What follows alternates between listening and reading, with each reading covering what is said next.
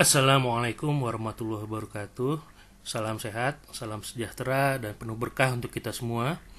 Alhamdulillah, kita masih beroleh nikmat sehat dan nikmat waktu luang untuk bisa bersama menikmati sajian berbagi wawasan mengenai emfisema subkutis.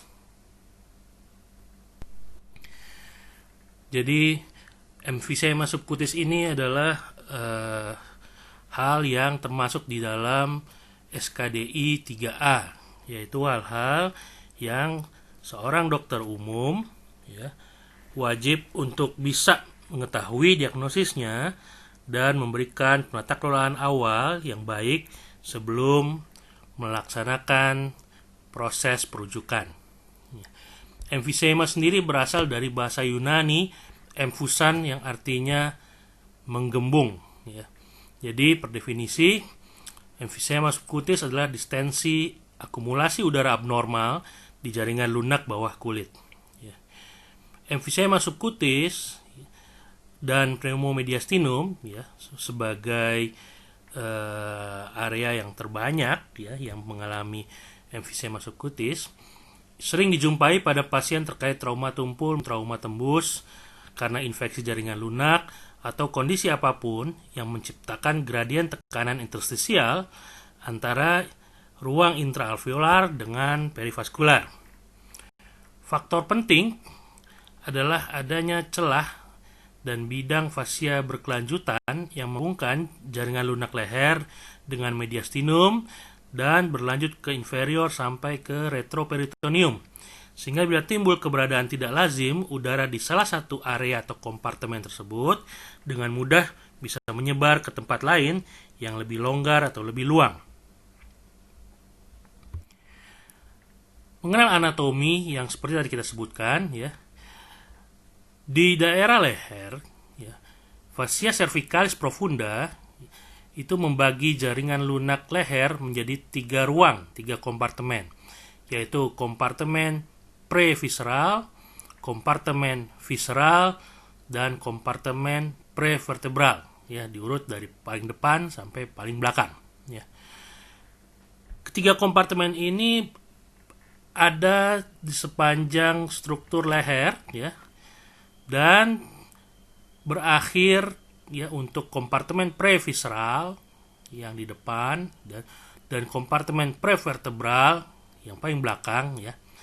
Itu di level vertebra torakal 1 atau 2.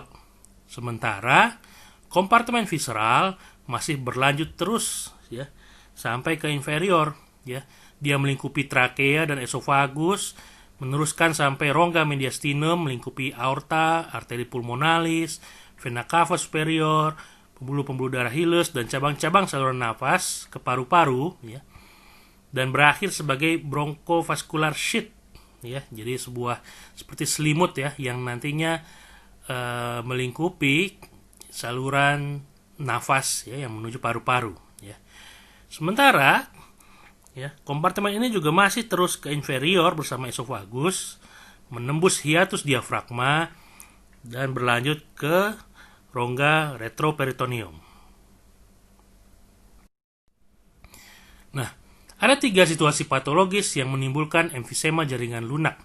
Yang pertama adalah pembentukan gas oleh mikroorganisme selama proses infeksi. Dalam hal ini yang tersedia adalah mediastinitis. Kemudian situasi kedua adalah masuknya udara secara langsung ke jaringan lunak ya, biasanya pada kasus trauma pada kulit ya yang dari eksternal atau trauma pada mukosa ya yang berasal dari internal ya. Dan yang ketiga ya dan yang terbanyak adalah pecahnya alveoli akibat gradien tekanan antara interstisial dan ruang intraalveolar. Infeksi jaringan lunak sendiri dapat timbul di kulit kepala ya, infeksi pada wajah, rongga mulut atau leher ya. Jadi infeksi-infeksi seperti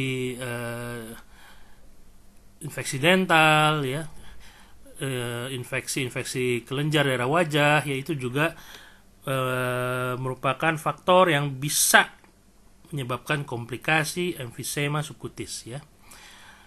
Di leher ya, abses retrofaring ada yang tersering ya. Seperti tadi kita sebutkan juga ya, abses gigi, ya, peradangan kelenjar ya, baik kelenjar liur ya, kelenjar tonsil atau osteomielitis tulang wajah ya. Itu juga bisa berisiko menimbulkan emphysema subcutis ya. Di daerah mediastinum, infeksi supuratif akut pada mediastinum ya, biasanya terkait ruptur esofagus ya, atau infeksi yang berasal dari jaringan lunak berdekatan atau bertetangga dan mediastinum ya. Itu adalah penyebab yang juga bisa menghasilkan kondisi klinis emphysema subcutis ya. Dan ya, infeksi dari retroperitoneal yang dapat menyebabkan gas ke jaringan lunak ya, itu juga berpotensi menyebar ya ke atas ya, ke mediastinum dan ke leher, mengingat adanya ketersambungan atau kontinuitas rongga ya dari retroperitoneal ya ke mediastinum ya, retrosternal, dan ke kompartemen visceral di leher. Di wajah ya, struktur berongga yang mengandung udara seperti sinus paranasal, orofaring, saluran nafas atas ya, saluran sistem cerna juga merupakan sumber potensial emfisema jaringan lunak traumatik ya. Jadi kalau penyebabnya trauma ya, struktur-struktur tersebut ya bisa mengalami disrupsi atau pecah sehingga udara yang terkandung di dalamnya itu akan bermigrasi ke jaringan subkutis ya. Komplikasi dari prosedur dental ya, atau fraktur tulang wajah dan prosedur bedah pada rongga mata, pada mandibula ya, itu juga berisiko hal yang sama. Di leher, trauma tembus yang merobek mukosa di retrofaring, laring, trakea, esofagus, atau bahkan prosedur iatrogenik ya, dari sebuah prosedur yang terjadi hal yang tidak diinginkan ya, misalnya trauma saat induksi intubasi atau endoskopi ya, itu juga bisa menyebabkan disrupsi mukosa yang berakhir sebagai emfisema subkutis ya. Trauma tumpul yang berisiko ruptur laring, trakea leher, dan cedera trakeobronkial intratoraks ya, juga memberikan faktor penyebab yang sama ya, ada disrupsi mukosa di situ ya. Hal ini bisa dibayangkan ya, pada saat trauma tumpul ya, tiba-tiba glotis menutup dan ada peninggian mendadak tekanan intralumen saluran napas ya, sehingga ada high pressure di dalamnya ya. Kemudian kompresi dari situ semisal berbenturan dengan vertebra thoracalis ya, di belakang ya, itu terjadi pecah ya, sehingga udaranya bermigrasi ke jaringan subkutis. Pecahnya organ retroperitoneal yang meradang, misalnya perforasi ukus duodenum ya, yang kita tahu daerah ukus duodenum ya, duodenum itu sebagian besar ada di retroperitoneal ya, atau colitis ulceratif atau diverticulitis sigmoid ya, itu juga bisa menyebabkan disrupsi mukosa yang membuat migrasi udara intralumen ya ke jaringan subkutis ya. Prosedur-prosedur yang mengalami kejadian iatrogenik ya, seperti sigmoidoskopi, kolonoskopi ya, atau barium enema juga bisa berisiko disrupsi mukosa ya. Dan pada kejadian prosedur resusitasi jantung paru atau manuver Heimlich yang terlalu kuat ya, tidak mustahil juga terjadi pneumomediastinum yang spontan. Nah, pneumomediastinum spontan ya, itu terkait dengan etiopatologi ketiga atau tersering yang tadi ya. Ruptur alveolar spontan terkait dengan perbedaan gradien tekanan ya. Biasanya yang terjadi atau terkait dengan trauma di kejadian ventilating support ya, seperti kita lihat di sini ya, digambar ya, pada suatu keadaan di mana ada perubahan gradien tekanan ya, maka peninggian tekanan intraalveolar yang tidak mengalami kesetimbangan ya dengan di luar ya, karena ada perubahan gradien ya, menyebabkan ruptur spontan dari alveolarnya, sehingga ada pengaliran langsung ya, udara alveolar langsung ke bronkovascular sheath yang tadi kita sudah bahas sebagai ending edge ya, atau batas akhir ya, dari kompartemen visceral ya, di leher ya, di area sekitar paru-paru ya. Jadi adanya udara di bronkovascular sheath inilah yang nantinya akan bermigrasi kemana-mana tuh, sampai ke daerah tidak hanya di mediastinum, di retrosternal, tapi juga sampai ke leher. Ruptur alveolar spontan ya, akibat penurunan tekanan interstisial paru ya, dapat terjadi karena upaya ekstrim bernafas ya, misalnya saat uji fungsi paru ya, atau kegiatan olahraga yang berat, atau pada pasien-pasien dengan asidosis diabeticum ya, atau perubahan mendadak tekanan atmosfer, misalnya pada air traveling ya, hiking yang mendaki gunung yang tinggi, atau pada masalah-masalah dekompresi pada penyelam ya, itu ada risiko untuk pneumomediastinum spontan. Komplikasi potensial tersering terdampak dari ruptur alveolar adalah pneumotoraks ya. Pada keadaan ruptur alveoli dalam ventilator, akumulasi cepat udara mediastinum bertekanan tinggi tanpa dekompresi memadai ke arah leher atau retroperitoneum ya, itu akhirnya menyebabkan ruptur pleura mediastinum sehingga terjadi pneumotoraks. Bila sudah terjadi pneumotoraks, maka ini adalah suatu keadaan yang ada aspek kegawatan mekanisme bernafas atau breathing ya, dan sirkulasi ya, di dalam evaluasi ABCDE sesuai dengan ATLS-nya. Nah, gejala dan tanda dari emphysema subcutis ya. Keluhan nyeri dada prekordial tersering diungkap oleh penderita pneumomediastinum akibat dari peregangan jaringan lunak interstisial daerah tersebut ya. Pada inspeksi bisa tampak sesak ya, terlihat jelas ada bengkak pada wajah dan leher ya. Pada perabaan terasa seperti berderik ya, atau krepitasi di bawah kulit ya. Bila penyebabnya adalah infeksi, maka kadang disertai demam dan hasil pemeriksaan penunjang lab menandakan adanya leukocytosis yang nyata ya.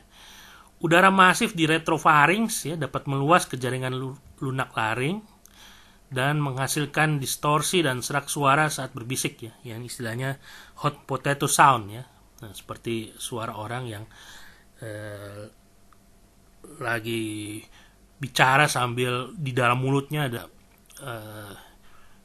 french fries atau tang rebus yang sangat panas ya. Ya, ada suaranya, suara serak ya.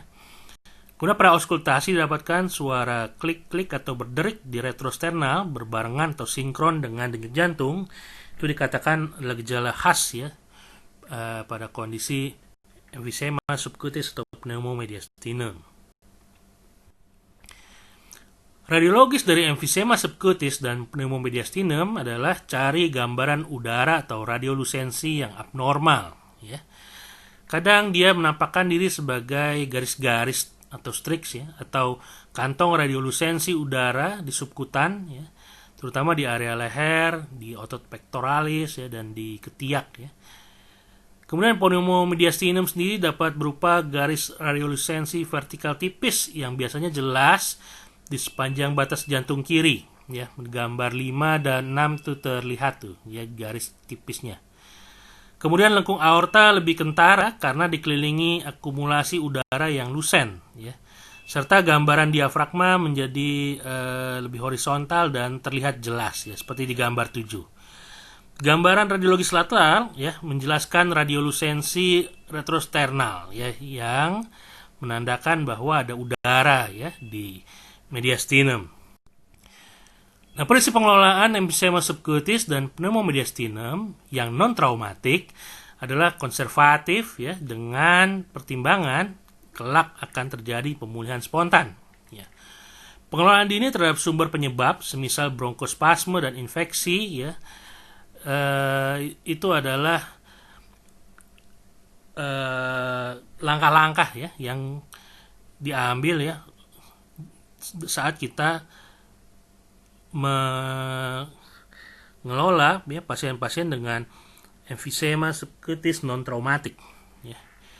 Pada pasien-pasien dengan kondisi sedang dalam ventilator support, ya, jika sudah memungkinkan, ya, bisa segera dialihkan pasien dari ventilator tekanan positif, ya, untuk mengurangi kondisi emfisemanya, ya.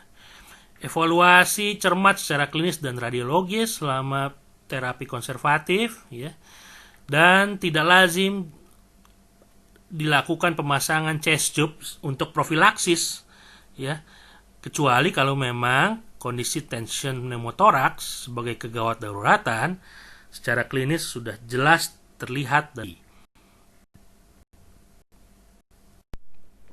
Nah, untuk prinsip kelola emfisema subcutis dan pneumomediastinum yang traumatika, tentu kita mengelolanya sesuai dengan ATLS, ya. Ada primary survey, ABCDE, dan resusitasi, ya, sebelum kita berlanjut untuk evaluasi survei sekunder dan lain-lainnya, ya. Yang harus kita waspadai dan antisipasi adalah komplikasi tension pneumotoraks, ya.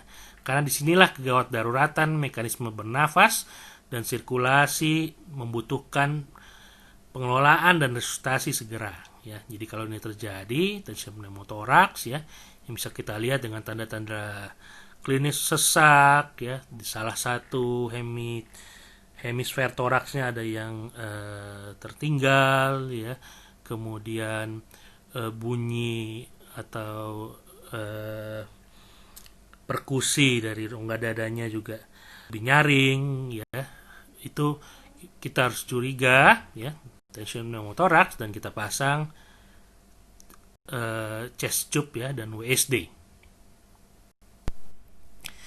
Dalam kasus udara ekstraalveolar akibat trauma penetrasi dada atau ruptur viscera, ya, sangat mungkin kita pikirkan intervensi pembedahan, ya. Dalam kasus trauma tumpul, ya, menegakkan diagnosis mungkin lebih rumit, dan memutuskan operasi atau tidak itu pun menjadi jauh lebih rumit, ya. Jadi pertama-tama harus kita identifikasi dulu kemungkinan masalah trakeobronkial, ya. Dalam hal ini kita lakukan bronkoskopi fiber optik, ya, untuk menegakkan diagnosis, menentukan lokasi dan ekstensi dari cederanya, dan memfasilitasi jalan nafas artifisial yang cepat dan aman, ya. Saat kita lakukan evaluasi dengan bronkoskopi, jika rupturnya lebih dari sepertiga circumference, ya, kita pikirkan untuk dilakukan torakotomi korektif, ya. Kalau rupturnya kurang dari sepertiga circumference, kita pikirkan bisa menutup spontan, ya. Silakan untuk dilakukan terapi konservatif, namun dengan observasi yang ketat untuk antisipasi atelektasis, ya. Kalau ada atelektasis, itu menjadi indikasi untuk operasi. Nah, begitulah, ya, sajian wawasan mengenai emfisema subcutis, ya, dan pneumomediastinum. Semoga menambah wawasan dan pengetahuan untuk kita semua, ya, saat kelak berpraktek melayani pasien kita dengan baik. Billahi taufiq wal hidayah. Wassalamualaikum warahmatullahi wabarakatuh.